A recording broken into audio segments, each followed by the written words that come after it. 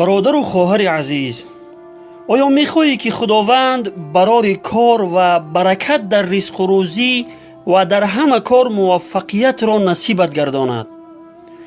پس تقوا را پیشه خود ساز، یعنی از گناهان پنهانی و آشکارا بپرهیز و به کثرت استغفار کن، یعنی از تمام گناهان کرده ات مدام از خداوند طلب بخشش و آمرزش کن. خلاصه ترک گناه و استغفار زیاد سببگار برکت در رزق و روزی و موفقیت در کارها می شود. خداوند متعال در آیه 96 سوره اعراف می فرماید: استعیذ بالله ولو ان اهل القرى آمنوا واتقوا لفتحنا عليهم برکات من السماء والارض. و اگر اهل شهرها ایمان می آوردند و تقوا پیشه می کردند، قطعاً درهای برکت از آسمان و زمین را بر آنها می کشادیم. تقوا اطاعت از فرمانهای الله متعال و پیامبرش صلی الله علیه و سلم و پرهیز کردن از تمام آن چیزهایی است که الله متعال و پیامبرش صلی الله علیه و سلم آنها را منع فرموده حرام کرده اند.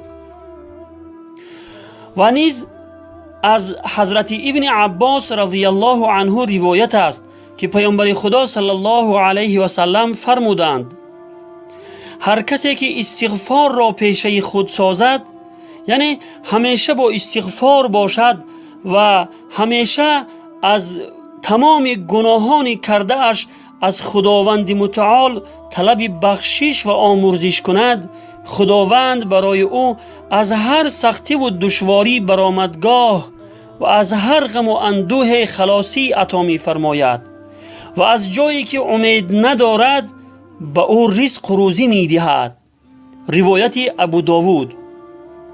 پس برادر و خواهر عزیز، وقتی تا حال از بعض گناهان توبه نکرده باشی و تا حال از انجام گناه و نافرمانی خداوند دست بردار نباشی، چگونه خداوند برای کار و برکت در رزق و روزی به تو عطا فرماید؟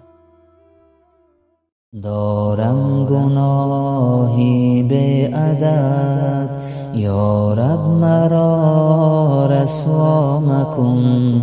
از لطف تو خواهم مدد، یا رب مرا رسوا مکن. ای خالقی ارض و سما، ای مشفقی شاه و گدا.